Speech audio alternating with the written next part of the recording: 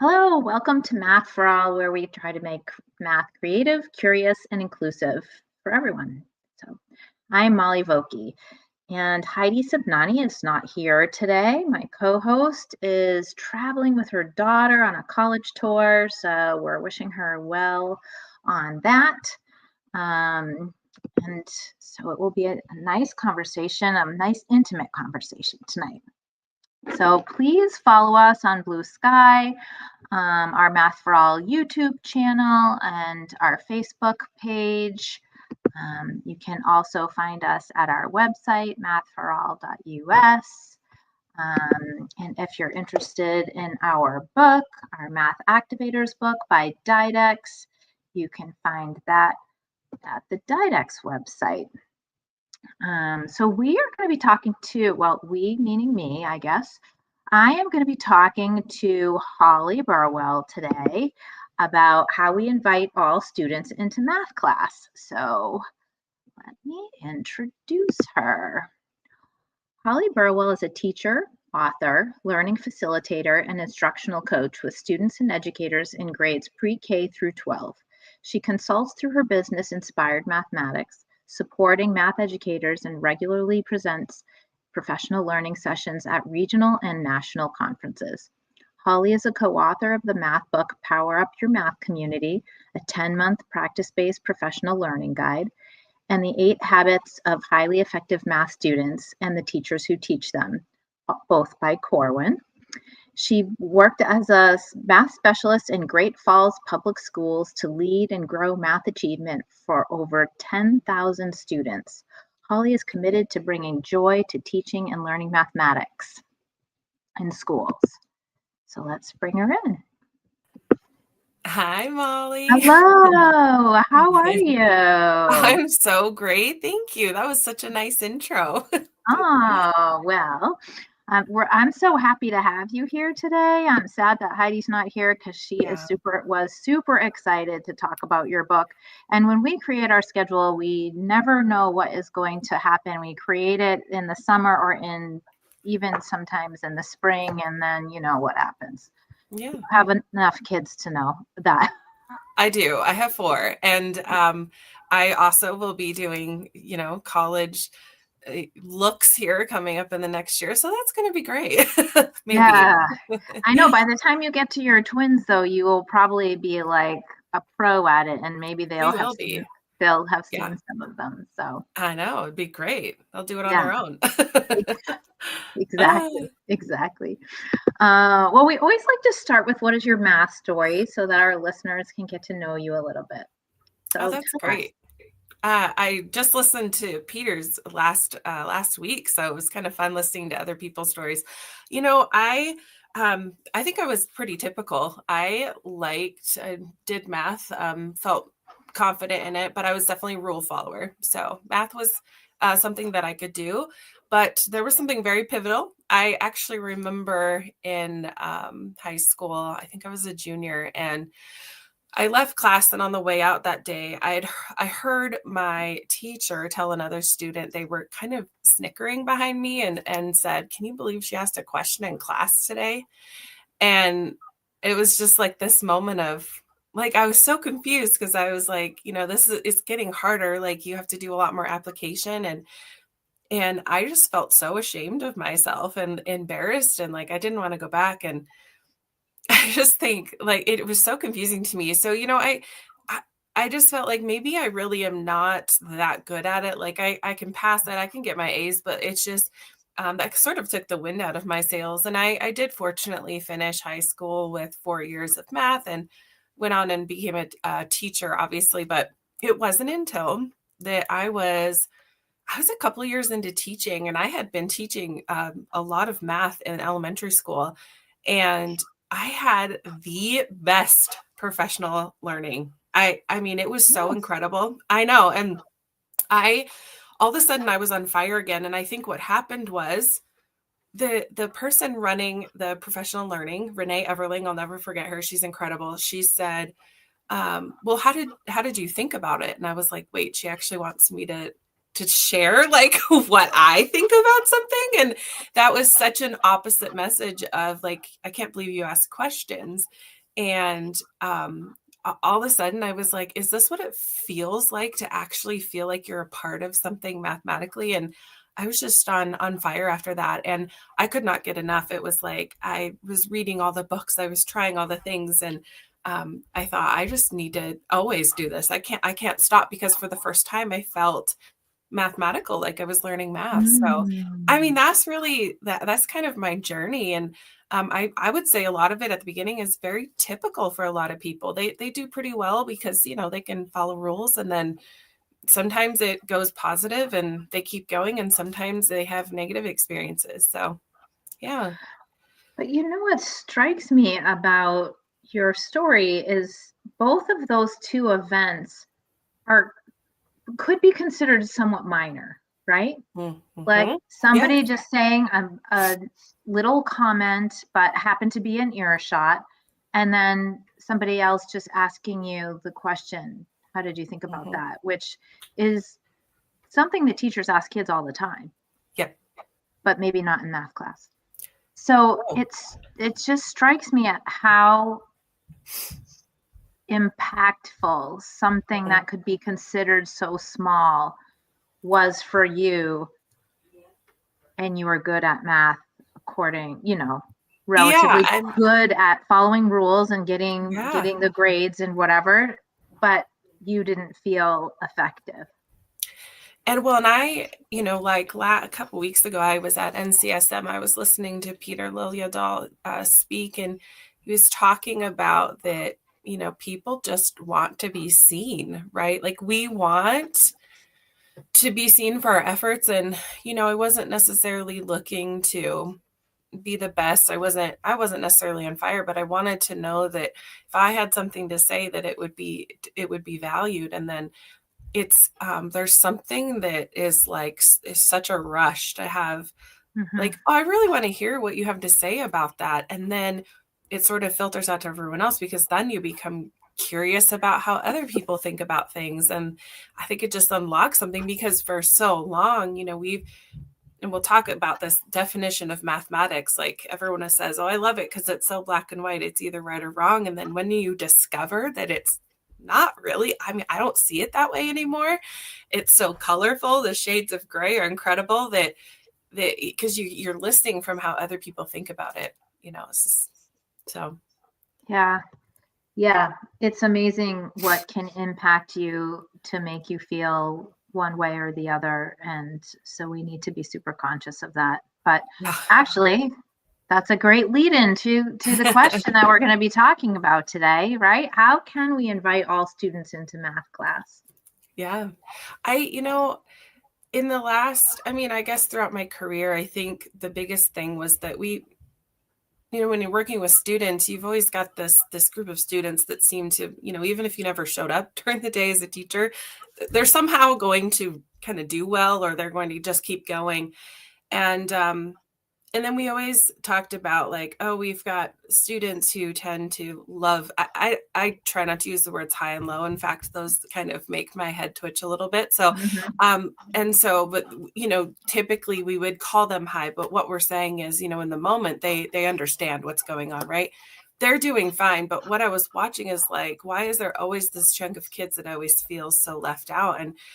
And what I've uncovered is that I just don't think that we've defined math or math in school in the way that we should, because, you know, all of a sudden when we start to say that it is important that a student is thinking deeply or taking their time to think about something or saw something creatively, and that is a way to be mathematical, and all of a sudden like that confidence is boosting them. And so it was like when I tapped into that, I was like, we needed to rethink about how we're making sure every single one of these students coming through our classroom feels like that they belong in this room. And, you know, maybe some of that probably came a lot from, you know, as our culture in math started to shift towards, you know, intervention practices, and we need to pull these kids out, and these kids are this, and these kids are red, and they need, and it was like, what are we doing? Like they're so capable. Like we have to redefine what success looks like in mathematics. Mm-hmm. Yeah, and that's just really been that's sort of driven me for the work that we've been doing. And I say we, my co-author Sue Chapman, and Mm-hmm. then Mary Mitchell for our second book is just when we redefine and we think about that it's really how, and so the work that I have done has been,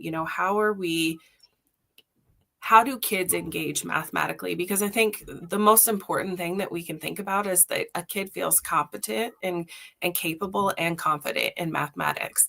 And so we have to tap into, how do we get there? And I think as educators, we understand like we have to be thinking about a child's whole well-being, like if they feel like they belong in these spaces, if they feel safe, if they feel loved and cared for in these spaces, they are going to learn better because they don't have to worry about, that taking over their brain at the time. Do I feel safe and successful? And so when we tap into that, we now tap into other habits. So what we call in our book, the habits, it's Mm-hmm. those practices, like how can we help our kids see that there are ways to engage in math? It's not some magic trick, but that when you unlock this idea that you build these really great habits about how you can engage in math, and you can feel mathematical and capable as well. It's so important that, I mean, the work that you do, I'm sure, and I also do a lot of consulting, and we go to these conferences and we see all these presenters talking just the way that you're talking, and everybody leaves there feeling so energized. And then we go into classrooms where teachers are not being exposed to the conferences and the positive, I want to say a new take. It's not a new take on teaching mathematics, but it's really teaching the whole student, as you were just talking about. And I think it was and still is in very many classrooms, teaching a subject, not teaching students. And the way that you're talking about it is really teaching students how to be thinking about math, not teaching math to students. And I think that just beautifully speaks to this idea, a couple things, right? Like we're teaching people, but we're also, in my field, I'm working with people and adults too who have stories like, I'm so familiar with Vanessa Vaccaria's, math therapy and uncovering this idea that the adults in the room as well, and a lot of our community members, adults, parents, leaders, teachers, they themselves do not feel mathematically capable and can be very afraid of it. So we don't ask questions, we don't talk about it. And so that just makes me think about too, we have to be thinking about the adults in this case, and how are we addressing them, and that not all of them are getting these good professional learning experiences. And so all of this comes back around to say, like, how are we defining, right? Like we teach math in the way that we were taught math. That's just how that looks. And so how do we break this cycle to say that it's okay to look at this differently? And I think you just said like math isn't different, right? Like it cracks me up. I always talk about like this story, and it happens so much. I travel for work sometimes. I'll get on the plane and someone next to me, I'll be like, hey, where are you going? Yeah, Are you going home? Are you working? And I tell them, I was like, I teach math. I work with teachers. Oh, do you teach that new math? New math. And I'm just like, hold on a second. Like, hold on. Now, math is not new. And I think just like, I really wanted to tap into that. Why are we saying that, right? Because I know that we see a lot of that stuff on social media, like the crazy like visuals of these problems, and they're not crazy. Like we understand as teachers that it's just showing visibly how students are thinking about things. But what I wanted to tap into is like, where can we make the connection for people? And it goes back to like, how are we again defining about math, which to me says, okay, I teach in public schools, and all of my kids deserve access to good quality education. And I need to assume that all of them are going to be leaving here.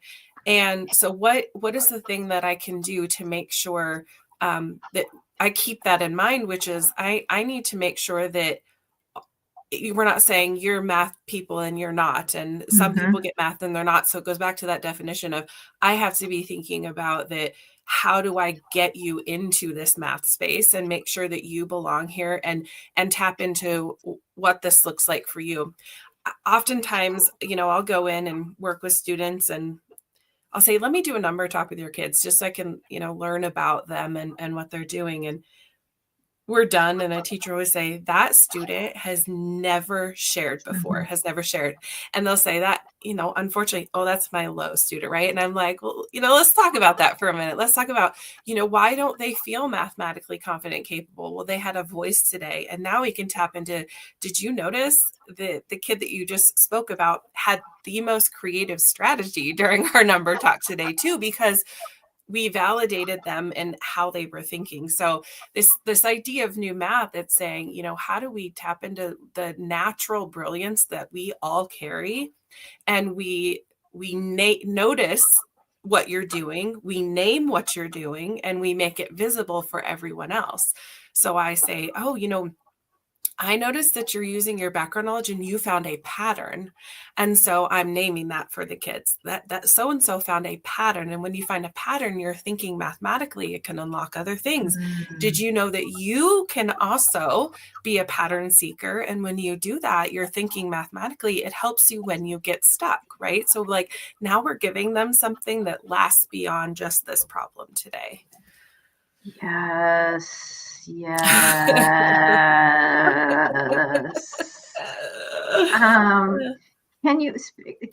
Just because you're talking about patterns, and I know that that's one of the chapters in your book, and I'm wondering if you might be able to talk about some of the chapters in your book that really relate to this idea of inviting students into math class, because your number talk was, example is a great example. Also, one of my favorite things to do going into a class of students that I don't really know. For that exact reason, it allows me to get a pretty quick assessment of what's happening. But I know that your book has many chapters that are related to this idea of invitation. Yeah. I think that, just as a broad thing to think about, what Sue and I have done, especially like, okay, so I've got the Power Up Your Math community, which is the first one. And it hits on those 8 habits. This one is named 8 habits. And so it's obviously a little more direct, but each chapter centers around a habit. And what we've said is that as teachers, we need to explicitly name these habits. We need to tell students that this is what they are, that you can grow a habit. Everyone has habits. They have good habits. They have maybe not so good habits, but they're things that you do that help you when you get in a situation that you don't know what to do. Now you have something you can do. And so oftentimes, just by making students aware that there are these habits and we teach them explicitly, that's an invitation right there. Oh, I did not realize that was mathematical. But I would say even more so, one of the habits the habits are very much related to the mathematical practices or the process standards in Texas. And that's really where they came from.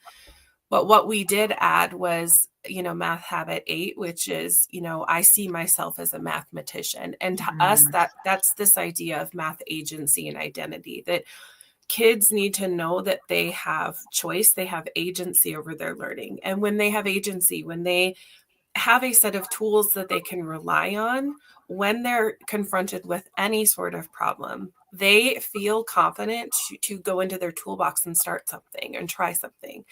So they have the agency. And then we're also contributing to this identity that I am someone who does math.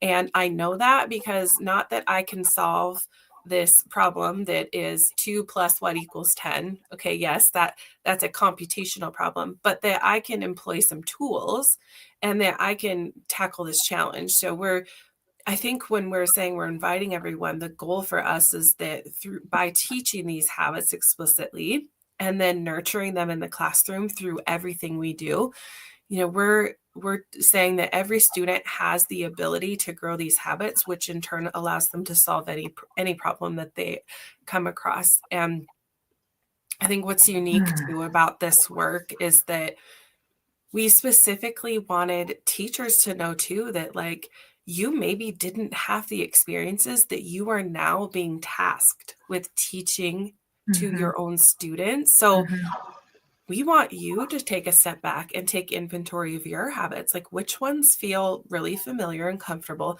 and which ones are you saying like, wait a minute, that doesn't feel like what I know that teaching math is. And so if I need to help my students with that, what do I also need to do so that I can grow that habit in myself? So it's that dual, and eventually that hopefully goes to our leadership and our community members to answer, it's not new math, it's just helping us build really good habits. Yeah. And something that you said struck me when we were talking before about parents and teachers who learned in a very much more direct procedural way. They didn't have a toolbox. There were no tools. It was, this is the one way that we do it. So you had a singular tool, so to speak, which required 0 boxes because you didn't have options of, ways in which to solve it. And so that struck me as something interesting because I've never quite really thought about it in that way, that there weren't other tools. I mean, we have so many different modes that we can, even if we're just talking solely about models and how many different models we can use to solve, a standard addition problem or subtraction. So that for me really stood out. And I think it's sad because there are so many parents who, like you're talking about this person on the plane, that I sat next to somebody on a plane last week and he asked what I did and I told him what I did and he smiled and said, "Oh, really?"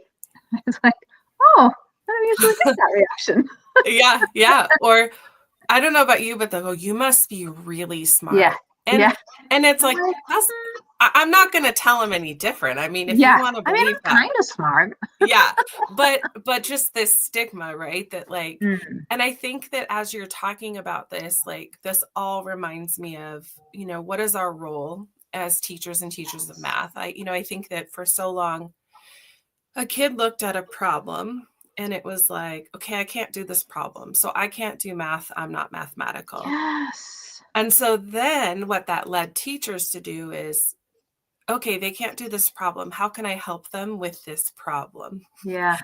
And whereas I think that sort of gets lost is that it thinks about what we're doing in the moment without thinking like to the future, right? Like I want my students to leave me and be able to apply this knowledge and feel successful on their own. I think about with my parenting, like if my kids leave me and they need to call me for every little thing, I'm not sure that I've done a great job of helping them feel successful to navigate. And that's uncomfortable. It doesn't feel good. And I had a wonderful mentor that got me into working with adults, Shelly Kelly. She used to always say, what do your kids need to know in 40 years from now? What do you want them to remember? And it's like, well, I'm not sure they're going to remember all these separate single facts, that I helped them with on that day. But hopefully they'll remember that, I believed that they were capable. And then I said to them like, hey, we've been learning about some habits. Like what habit could you use? Could you go, make a representation? Can you go talk to someone? And so then now I've built them up that they feel successful independently and that they don't need me. And that's to me, that's a goal. That's what we're trying to do with education. And it's not just the kids that we see look mathematical. It's everyone. Everyone deserves to leave that class feeling like they have progressed and they have independence in what they're doing. That is exactly what I was thinking about right before you said it. I was thinking about my own parenting and how I wanted to prepare my kids to be able to go off to college and or out into the world. And if they can't do dishes and laundry and all the things that none of the kids want to do, their house is going to stink. Yeah. Plain and simple. And you know what? I was thinking too, like, we're gonna miss it. Like, and that's such a good point. If I was thinking the other day, there was definitely something of like, well, we're getting kind of, she's 17. I need to get this going. But I thought worst case scenario, right? She's gonna feel some of those growing pains when she's by herself, True and then enough. there's gonna create that need. I hope. It And does. so like, It does yeah, happen. They don't tell you about it though. They don't yeah, want you to know because they no, know that no. you're waiting for it. They're like, they don't want to hear that, which I won't say I told you so, but I also know, I mean, that's just it, right? It's like, Yeah. at least to feel competent enough too, to say like, I don't know, which is why one of our habits is, Yes. mistakes are helpful for learning. If we I don't was teach our just kids gonna that, like, say that. We are yeah, so like if on the same page tonight. yes.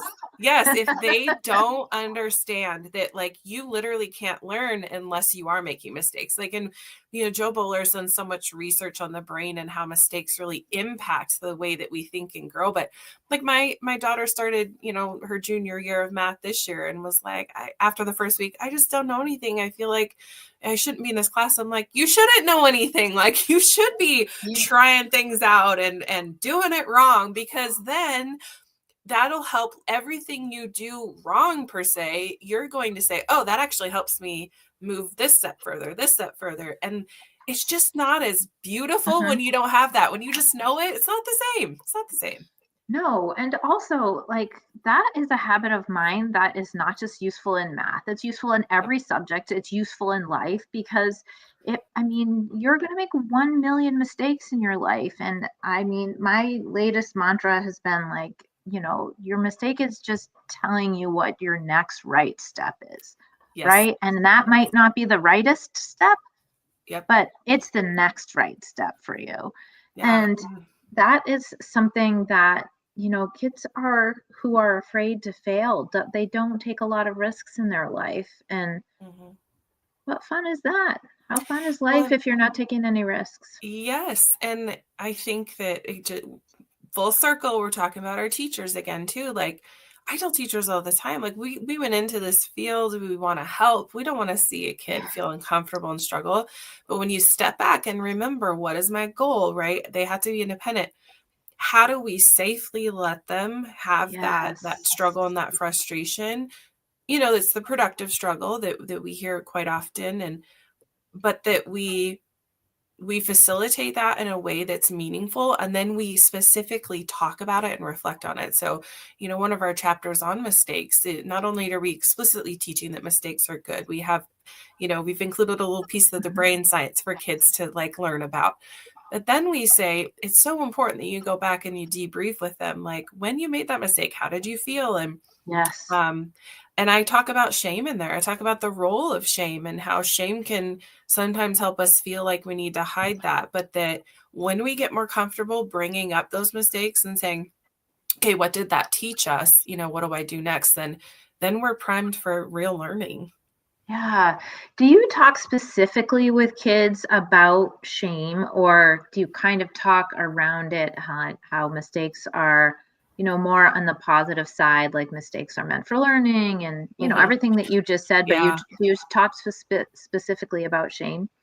Yeah, I think I would. I think that, and we discuss in there that there's so with each habit, we also have in book 2, the highly 8 habits of highly effective math students, we have specific teaching actions, right? Like, so if you're going to teach mistakes, here's like 9 or 10 things you can do tomorrow, and specifically what it looks like, so that you can, and Mhm. within that, what we say, one of them is like, teach your students to name feelings around making mistakes. So like, we might Mm. have them reflect on a time you made a mistake, or we may share, like, sometimes they don't want to share too until they feel comfortable.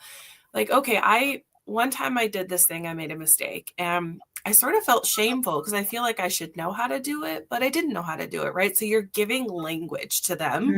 You're Mhm. naming the feeling, and then you're saying, like, it doesn't feel good, and we're not always going to feel good about it. That's not the point. Like, you are going to feel a little uncomfortable. You're going to maybe feel a little embarrassed at first.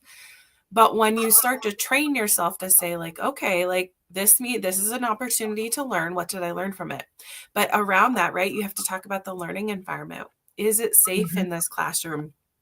do you feel safe with us? And so that just goes back to, we have to think about everything around this, that if our language matters, how we invite all the kids in, all of that matters, so that when we teach about that, kids really take that to heart. So I think, and you sort of were getting here, and this is what I heard from it, like, I think we've been doing a good job of saying, yeah, mistakes are helpful for learning, but we've hit at such a surface level that we've had to, not only do we have to explicitly teach it, we have to talk about the negative feelings, but then as a teacher, we have to walk that walk. Like, if a kid, one of my favorite teaching techniques, and I will swear by this, I will always do this, is I have learned to have a really good poker face. Like, a kid says something to me and I make their thinking visible no matter what. So I'm going to write out exactly what they said.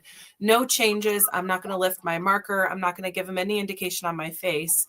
And I'm going to verify, is that what you wanted? Is that what you wanted? Did I write that correctly? Is that okay? And let's talk about that. Let's discuss, with that safe environment in the classroom, because, they need to know that I'm not going to like, but okay, did you mean to say this? Because now I've just created this, like, I've done something wrong. Whereas like, no, let me talk you through that. Actually, I meant this. And then that's where learning happens. That's where those good positive feelings around those mistakes. And then that opens us up to say, like, when this happens again in the future, we're going to go a lot quicker to, oh, wait a second, let me try this instead of saying, I'm done. I'm shutting down. I'm done. I don't belong in math. Yeah. I always feel so good when I have a time when a kid is like, hey, I need to change my mind on that. Because they've gotten there themselves, or they've seen a through line, or they notice their mistake or whatever, even if it's through conversation and somebody else has highlighted it. I feel so honored to be in the presence of somebody who is willing to do that, and that I have created an environment that that's allowed. And honestly, I don't spend a lot of time in one person's classroom. I'm in many different classrooms over the year. And so I have to do that very quickly if I want to engage with students in the way that I would like to. So it can be done quickly, but I think in a teacher who has a classroom really spends September getting to know those kids, and that's where that starts, is setting the stage for a place where people do talk about their feelings and feel comfortable making those mistakes. And you have to give yourself grace as a teacher. Yeah, for sure. It's not going to feel natural. Like, when I truly believe this, that we tend to teach the way we were taught, or we're very aware of the things that were harmful to us. And so we do the opposite, right? Which some people go into teaching for that. But we have to, just be patient with yourself. Like, one of the things I said, I'm really working on my language, that when I'm in a space with teachers, I don't speak about kids as my high kids or my low kids. Teachers that know me quite well know, like, they'll catch themselves like, oh, you don't like that language. No, I don't. Because they're all kids, right? And then so I still sometimes, and I've been working on that for a couple of years, just like really changing my language. And even with, like, I do this with mistake. I'm really good at the mistakes, but sometimes even with correct answers, I'm so excited for them, because they felt that I have to watch that too. And I have to remain neutral with that too, because I need them to feel like, yeah, like I did that. I thought about that. And I want their peers to be like, I thought that too. And, because I already know the math. I don't need to learn it. I see some really great ways, but what I need them to do is feel confident, and I need them to exchange those ideas in the room. So it's hard. And that's why Sue and I have really spent time having teachers reflect. We've got a wonderful survey in there that's for teachers to really kind of reflect on, what are you comfortable with? What are you less comfortable with? And then, each chapter has a chunk of information around, really, what is this habit and why is it even important to teach, so that we can start to rebuild our understanding and relationship with math as well. I love that. I love that. I feel like as you were talking out in the beginning, you were talking about how your chapters are reflective of the math practices, and there are more of them than there are math practices. And I love that some of them are like really closely related. Like we look for and use patterns. Mm-hmm. If that, what is math if we're not doing that? That's the definition of math. Right, right, and making math connections. And in my time growing up, there weren't connections to be made. So I feel very fortunate to be in a time where this expectation is greater for students, and the programs that are coming out are just getting better and better and more reflective of the things that we've been talking about tonight. Yeah. And I hope not, people. Yeah, go. No, sorry. I hope people will see too, Sue and I, you could see my bookshelf. We were talking about books, right? And Yeah.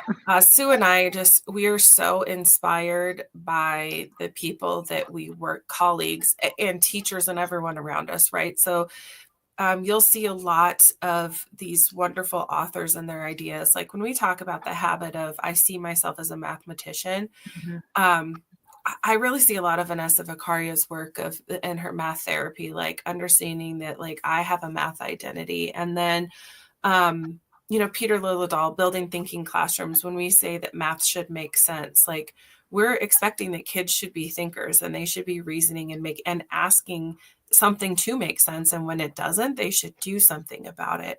Pattern seeking, like I love Robert Kaplinski's open middle problems.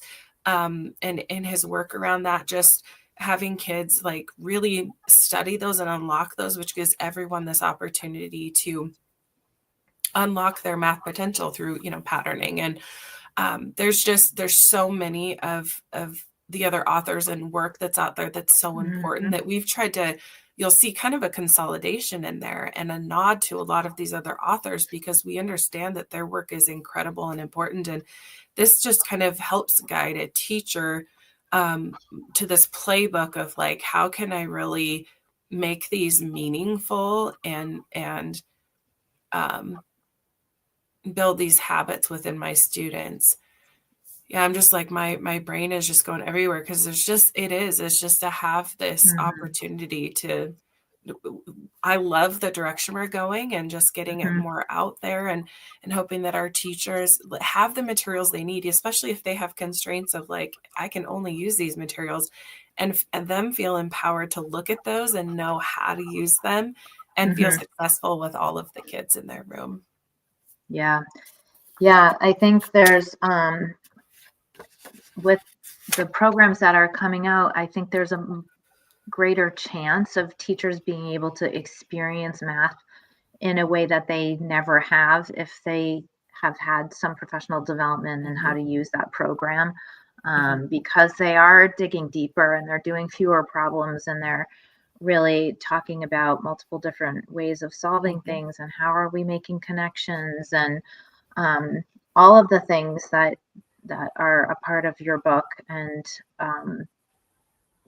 very much out there in the math community with all the people that you're talking about, plus a million more who are so many doing the hard work of trying to make math more palatable and more enjoyable and more joyful. And yes, that's my number one word, joyful. Like I know I can be over the top, and my two best friends, they call me just the biggest math nerd. And I take that as a compliment. I just like, I'm so on fire for it. But I think to that, I will say, like, if I can give anyone advice, like, where do you get started? I mean, these are great for anyone. These are great for brand new teachers, pre-service teachers, veteran teachers. But I just say, do math. Like Pam Harris is another great one that always, puts out some math problems. Howie Waugh puts out math problems for us to solve. And I know you feel like, oh, I don't know if I want to do this. I'm going to tell you, once you start doing it and just start paying attention to your thinking, like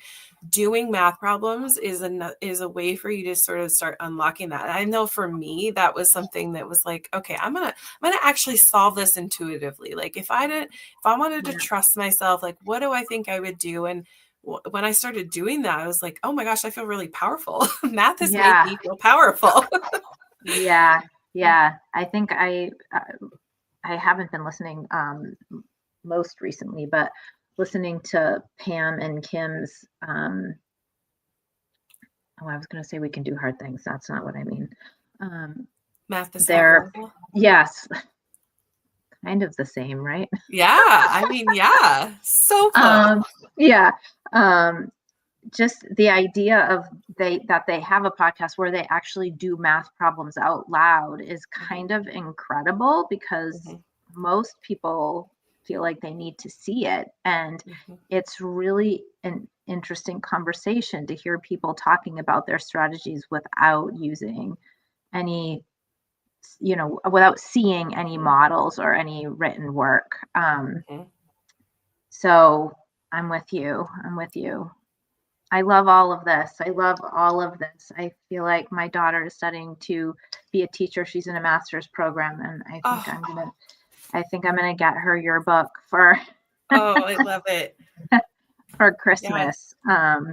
She's not much of a reader, but sure, this one has a lot of pictures. It is kind of big, but at least there's pictures in there. You can kind of, and the nice thing is Power Up Your Math community is, we really chunked it out. We wanted to keep in mind, we were both instructional coaches, Sue and I, for a long time as well, supporting teachers. And I still consider myself an instructional coach. And there are, the first part is really just good to learn about, a couple pages about understanding that habit deeply. But then there's a space for leaders and coaches to have a 1 hour PLCT. It's already written for you. And so it kind of guides you through this, like, how can I keep coaching on this habit? And then right after that, there's additional things. So like if you're a coach that gets to meet one-on-one with, or small groups of teachers, there's additional professional learning experiences that you can have with them. And then the last part of the chapter is all of the things you can do in the classroom. There's a math game,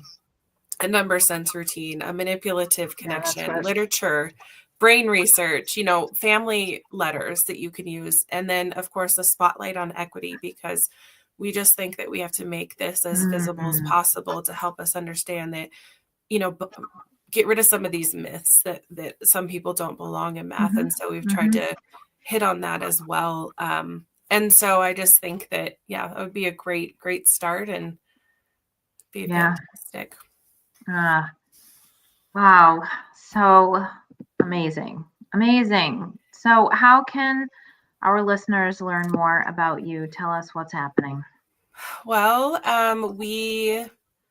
let's see. I create little videos. You can find me on TikTok and Instagram, and Facebook. I just do little tidbits about being mathematical and in the community.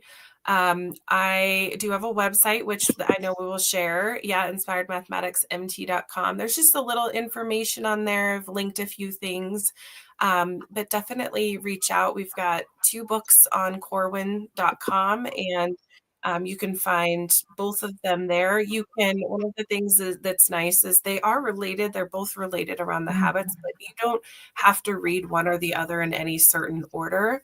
I think Power Up Your Math community is a great place to really get started, especially if you're going to read it as I've got a lot of small book clubs doing this year, and just being able to try things out. And then the second book is really going to give you a lot of more of that inquiry, like how can I really take this and put it into practice in my classroom, and with specific actions for each of those habits. And then, of course, we offer professional learning. So you can reach out. We have professional learning through Corwin, specifically on both of our books. And there's a 3-day and a 1-day. We do offer virtual. And then I also consult on my own. So you can find me on my website. And I work with school districts independently as well. And I love that. And it's so much fun. Oh, wow. Excellent. So lots of places to find you. Yes. I 100% appreciate you giving us some of your time tonight. It was a wonderful conversation, and I hope lots of Great. teachers get to read your book as a result. Me too. I would love Yeah. to connect. So Yes. thank you for Great. having me. I know that Sue will be so excited to listen. I know she couldn't be here, but I know she will be excited, and hopefully I made her proud. So I bet you did. I bet you did. Well, thanks so much for being here. thank you, Molly. All right. Bye-bye. All right. Excellent. Another amazing conversation. I'm sad that Heidi's not here to hear it, but she might be listening right now in the car. Please join us next week. We don't have too much time. November's kind of a wonky month, so we are having 2 in a row. We will be talking to Phoenicia Hawkins next week, so please join us then. As usual, you can find our book at Didex if you're interested in some activators for fractions, decimals, and integers. And until then, we hope that you make math creative, curious, and inclusive for everyone. Thanks for joining tonight.